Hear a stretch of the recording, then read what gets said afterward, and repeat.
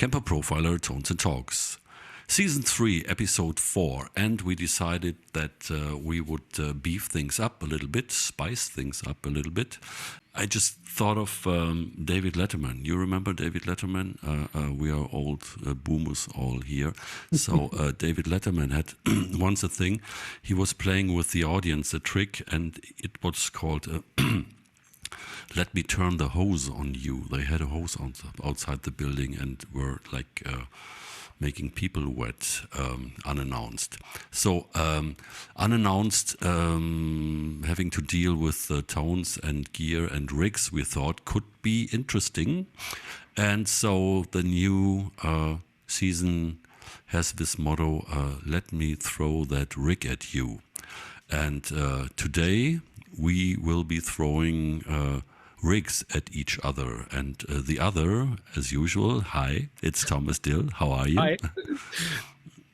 Are you excited? Yes, of course, but not that much, because you don't put some water to me. So rigs is okay for me. I hope I don't get wet while sweating because of playing these rigs. But I think they are very great then. So, as you mentioned it, I have to check some settings there, because there may be some wet, dry, wet, no, again. Okay, so what we haven't decided yet is who's going to start. So how should we do it? I would say you're the guest. I give you the honor that you can nominate whatever you choose. You can choose who starts, who's getting thrown at with a rig. Definitely, I would take the rig. You would take the rig? Yes. Okay, then I throw a rig at you, and I will do this by taking this rig from the rig manager here, and I'm not showing the window because it doesn't do anything for us right now. I just put it into the chat function here at Zoom and send it over. Okay, I've got it. And there's a story to it. Okay, download it. And I will... So that's the thing, people. Both Thomas and I, we have the rig managers open, and yeah, we can drag a rig from the rig manager into the chat window of Zoom, which we are using right now for our podcast here. And yeah, Thomas hasn't seen this before. He has no idea what's going on with it, and yeah, can take it from the Zoom chat window and put it into his rig manager or directly to the profiler. It's definitely in the rig manager now. Okay, so I would say if you have it, then just share the... Yeah. Do you want to play first, that we can see your face? I will play some. So this is the rig. I play my favorite testing chords. Favorite testing chords is G, D, and A. Okay. It's distorted. It's distorted, and I'm amazed. Okay, you're playing a Les Paul. Yes, it says that's what the people should know. It says Gibson EH185 semi. Right. So what do you think? Gibson amp, crunchy Gibson amp, old Gibson amp. Very old Gibson amp. Old Gibson amp.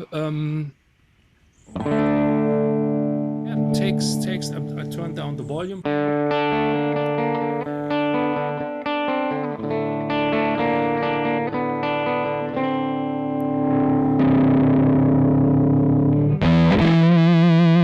Fuzzy.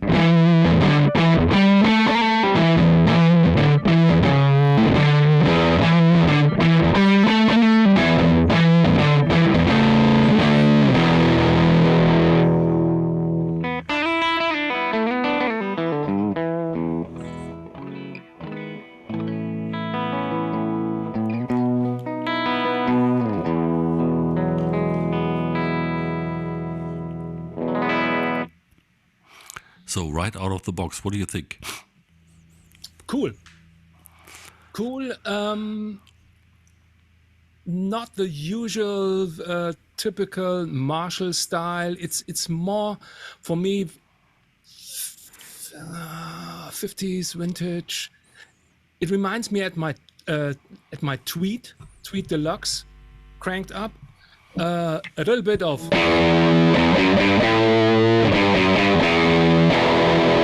this Neil Young approach. A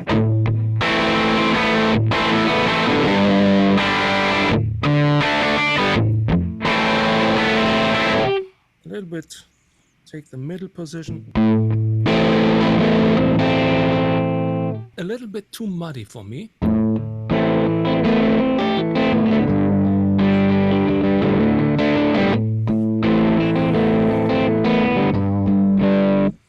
But yeah, I can tweak it. I like to tweak it. Yeah, and you see, at least I hope that's the version I sent you. There's nothing, no effects, no boost, no nothing. Yeah. And just a little bit of legacy reverb. Should I show the rig manager? Yeah, just show the rig manager and okay. Check out. Look at the amp parameters. So here is the rig, Gibson EH185 semi. Yeah, okay. Every parameter in from the EQ in the middle position, gain 5.8, and this is maybe the muddiness, the old school muddiness, the definition at a lower value, and Kemper generic. So I would take. No. Yes. Okay. I mean, just try lowering the gain a little bit for a moment. I'm interested because I'm curious right now what it would do with your guitar, with the Gibson. Okay. Take the neck pickup volume on at the guitar full.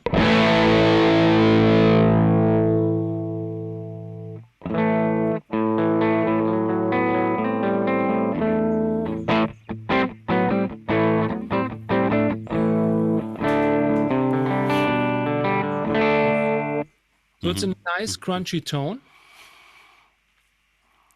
What should I do? Should I tweak it? Now, you assume that it's pretty old, which is true, and then I would say, what would you do to it to make it suit your style, or what this would inspire you to do? Because it's definitely not a boutique rectified high gain thing. Yeah. So. Yeah. You sensed what kind of amp it is, and this would lead to some stuff you would play with it and to season to taste. That would be interested. That would be interesting. What you would do with it now too. So the first thing is just check out the amp parameters, and of course. I would place another tone stack to it so that I can tweak some of this muddiness in the lower frequency ranges to get rid of that just for recording. It's nothing bad on that because it's a cool level. It's better with lower gain. So the muddiness comes a bit from the higher gain, but this is what you get with these old Class A amps from the 50s or 60s. So I would take that. Then, of course, spring reverb. Placing some spring reverb, maybe a tremolo or some movement stuff for some old school vintage tones. So bluesy style with a spring reverb. So I can start. Yeah, just do whatever you like. Yeah. And let us know. Okay, so first thing is take the amp model. Maybe some old Fender Princeton.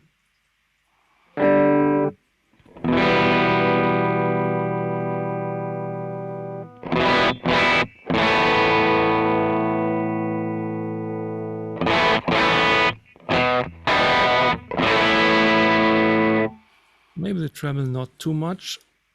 Take another one. I would like to see how it sounds with the bright cap intensity. So it's better.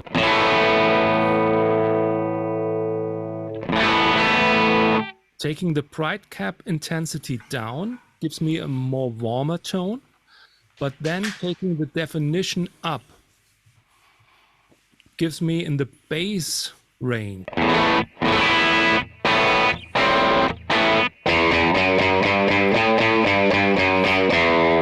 This one with definition low. And I would go for a more, tighter low frequency range.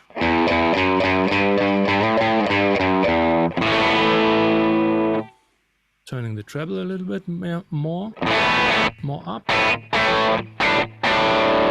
It's too much. Checking out, it's normally I'm checking these parameters since we can use these amp model or tone stacks. I often play with these. And if you turn up the bass all the way and take definition a little bit more,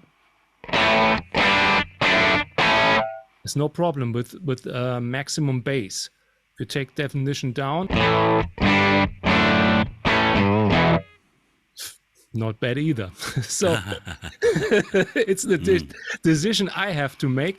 It's normally usually when you record something, you have your frequency range where you need to cut through. So this will be the guide for me to tailor this tone. So sometimes it needs a little bit thinner frequency range, so definition should go up. And for the guitar players, we mostly have a fat guitar tone. So sometimes it's not useful for recording, so you need to find the middle ways or the compromise of that. So so checking out this compromise somewhere, I would go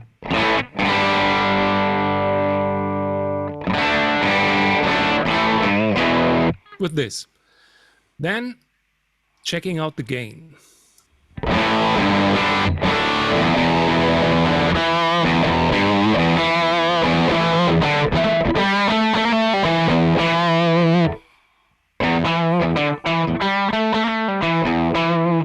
The gain is depending on what I will play. Do I play some chords?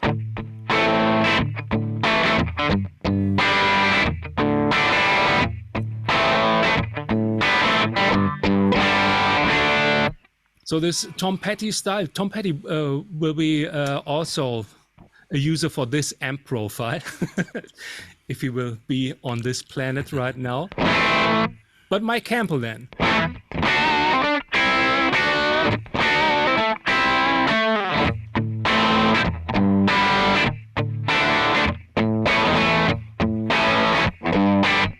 So that will be the sound.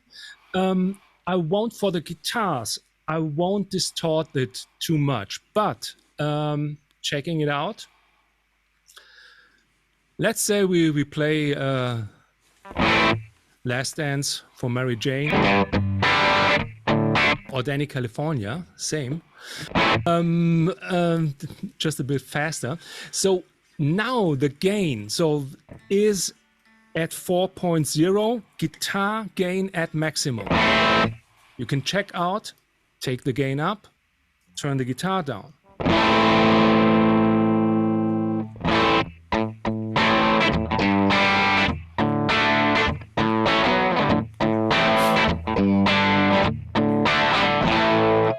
But maybe I really like it more with the gain at the amp turned down and the gain at the guitar at maximum. What do you think too? Yeah, I think so too, because if you crank the gain up, it starts to become something different. The tone, which has this character still, even after you changed quite some significant things, it had this character. Yeah. And that now has it still maintained. But when you crank up the gain, it becomes something else. It starts to become a little bit fizzy and a little bit, characterless. So I might try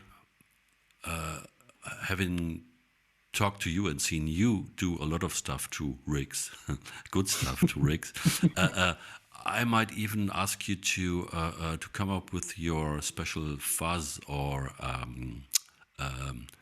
booster sauce to even enhance the character a little bit. Yeah. So is that something you would consider, or are you like, no, I'm done with this? This is no. This is my just thing. this is just the basic setup. So every time I've tried to have a basic amp setup, which will change when I start acting with the boosters or acting with different guitars. So we stay with the Les Paul, and let's say we can talk about 5 hours about the amp gain and the definition. So we need to make a decision.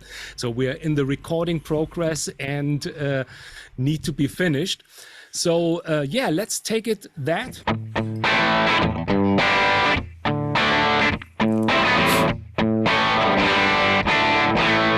That one. So next thing is reverb. Here we are. And we have the legacy reverb. I would take a natural. And let's say club. I will change all the settings.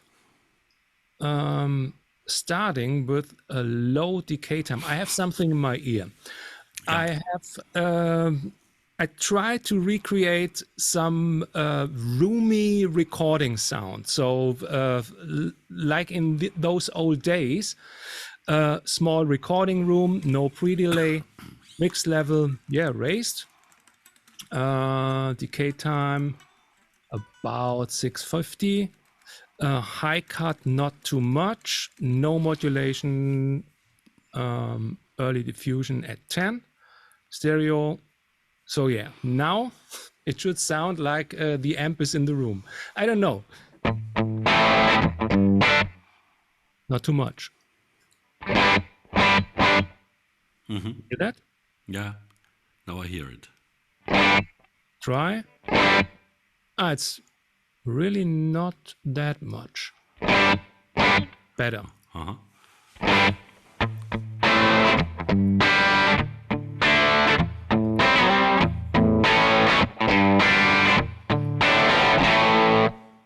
So this would be the recording room setup, first thing.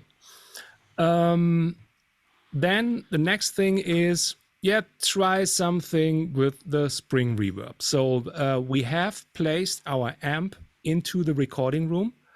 Now let's turn the spring reverb at the amp, turn that on. That means spring reverb. And this is something I told you in some last episodes. I often use 2 reverbs. So especially one for the effect and one for the room. And this is now the effect reverb. Here, reverb, spring, and spring fan. I think you don't see it, but it's the preset spring fan. That's what I'm starting with. And we have it here. There you go.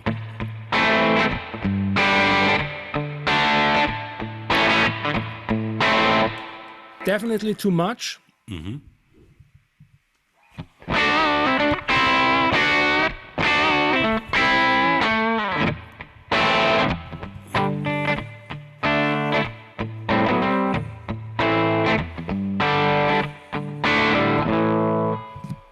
little bit less.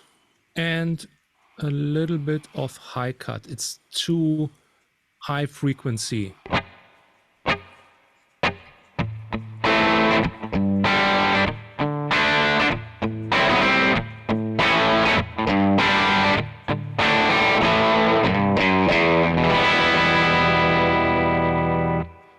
Okay. Vintage sound. Then next thing is for the part with the E minor. I would kick in a tremolo. And like on those old amps, tremolo behind the reverb. Chorus, tremolo. Classic preset.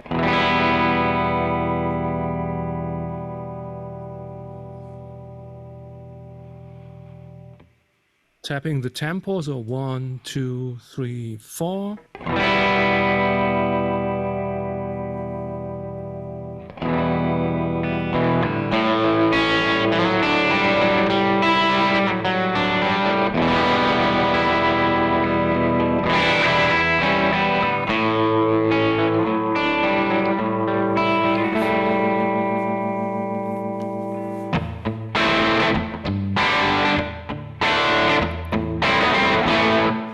And the reverb is louder now.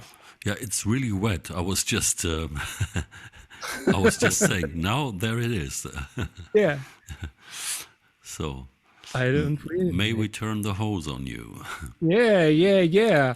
I thought about that I have something in my output menu. No, it's fine. So checking. Yeah. Here it is. It should. I was wondering because it doesn't sound that. And wait a minute, just without dry. the screen reverb. Now it's dry. Yeah, you get this room. There it is. Yeah. Yeah. That's what I wanted. So yeah, it's Tuesday in Germany and nothing works right. But now it works right. So this is the room sound.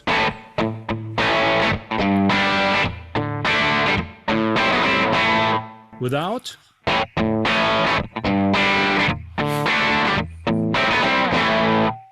And adding the spring.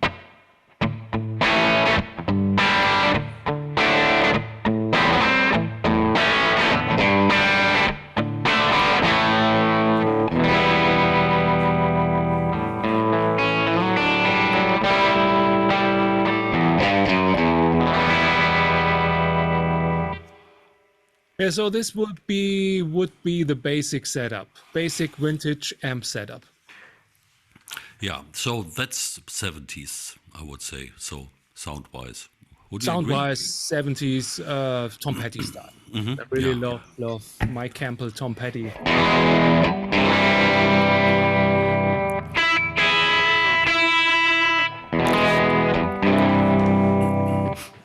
So this,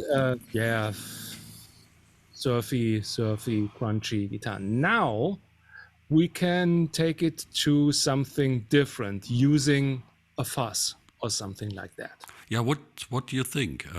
Just go ahead, because you hear something like in your mind, and so what would be the next step? Now you have the controls of the guitar to go from clean to crunchy, and then if somebody says now a solo, would you do it with how the amp is right now, or would you add a pedal? Would you add a pedal? Something.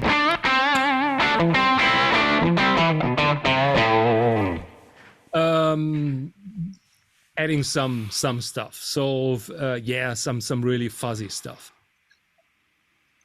Okay, trying.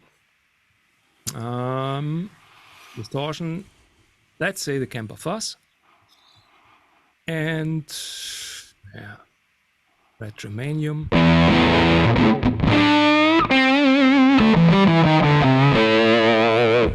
Works fine.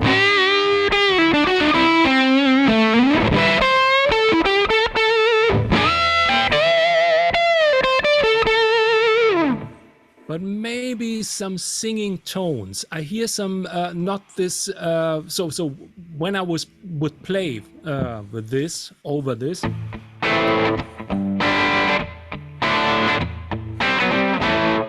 I would play some lead note.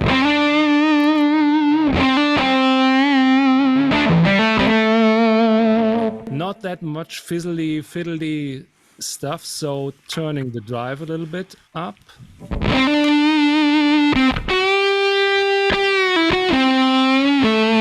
And getting a little bit more broken tone while turning the octave up.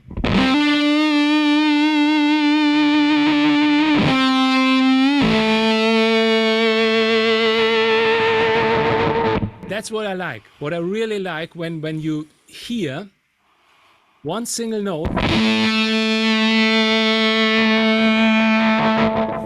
and it goes up into the octave tone. So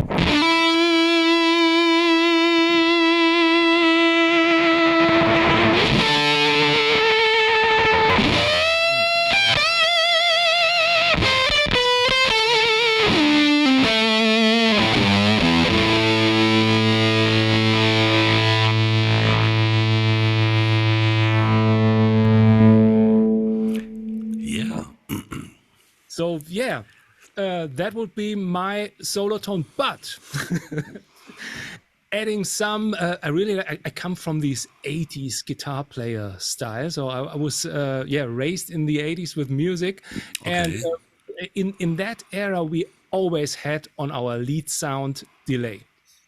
Yeah. Okay. Yeah. Okay. So I would take a little bit. But the tone and the entire approach is definitely not 80s. No. I can go from there. Yeah, okay. No, that's very good. That's very good. So now giving you this 80s approach with tons of delay. Let's see. We have one module 3 behind the stack, taking a delay, and yeah, of course, stereo. Let's see, tape.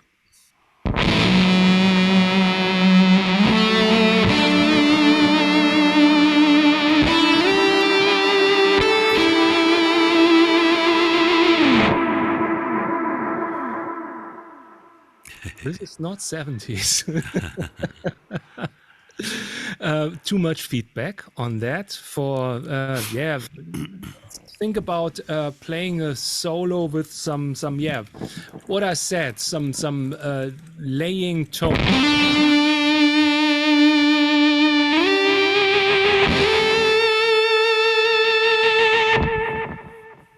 And that's fine. So mix level a little bit down. What do we have? We have flutter. I would take a little bit of grit. So this is the distortion of the delay. And taking, high cut is okay. For analog style, not much of modulation. We have...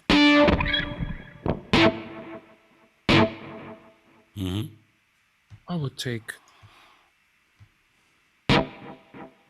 ping pong, quarter note and 8 note. And the feedback a little bit more.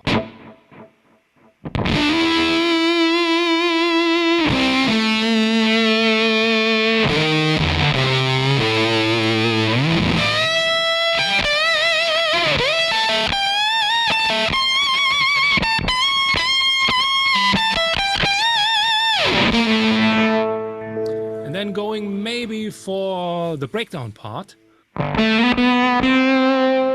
Taking the volume on the guitar down.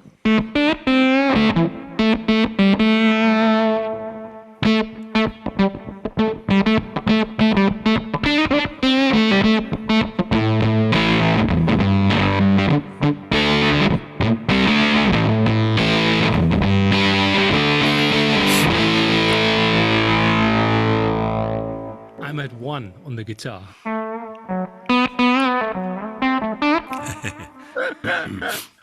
You get this synthy. Yeah, that's a nice mixture. A mixture. I hear a little bit of the peppers, some classical acid stuff, and then when you were doing the breakdown, I just saw the grandmaster himself doing his, you know, his jumps.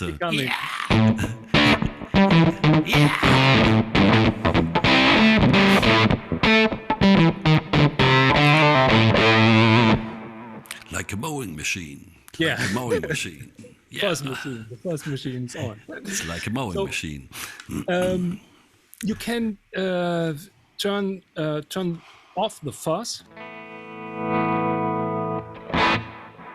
and you have this.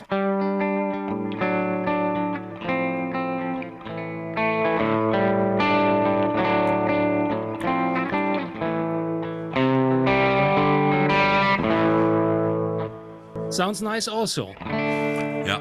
For higher tones.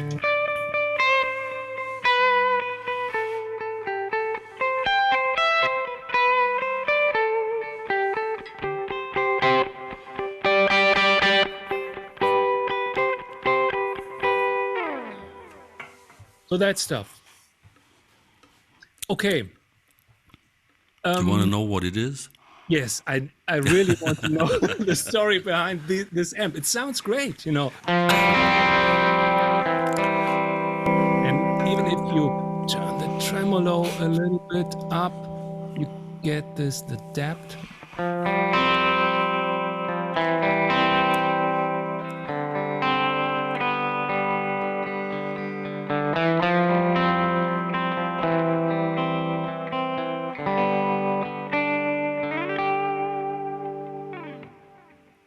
Yeah. Yeah. I like that. So, what I can't tell you is who, and that's just because of you know, some artists tried the profiler and use it, but privately, so to say, and we respect the privacy, of course, not trying to use that for promotion and stuff. But what I can tell you is that it's a Gibson amp. It's from as the artist who I met in LA in 2013 after the NAMM show. It's a Gibson amp from 1948 or 49. This very old thing, the original one. And I was a little bit hesitant to do the profiling because I knew how much low end this, you know, the profiling tones sometimes generate. And but he just insisted because he was so curious. So we made 4 or 5 profiles, and the more he cranked the amp, because there's only the volume knob, the more it ran into the distortion. I have another profile with a bit more distortion with a cranked volume knob, and yeah, so that was it, and it was really a very special thing because then I left with the profiles, and I heard a couple of days later, when I was in Germany already, that the loudspeaker has been was ripped after the profiling process, and I felt so bad because this thing was in original condition since, you know, the old days. But it was no problem because the artist said, well, I insisted, so you warned me. So he said it was up to him, and he had some special guys in LA recone that or fix the cone, keeping the old thing, and so. And I was even allowed to visit another time the following year of the NAMM show. Did you do some profiling sessions then too? Yeah, but I think that was more for something else. And by that time, the gentleman had already a profiler rack and had spent some time with it, and just wanted to have some tips and tricks and some editing. And this profile, of course. Support and that profile, of course. But I left it there. He had it, of course. And yeah, so that was really bad that basically the last pure condition of that amp was like ended when the cranked profile was made. So and yeah, it's one of the guitar players who are supporting the biggest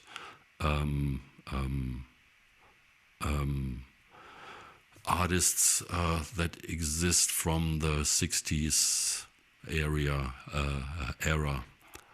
and who are still touring. Oh, And okay. I might reach out and get in touch and see what's possible if we can give that profile away. So, but I thought that's the oldest piece of tech for a guitar tone I so far had some access to, and to see what it would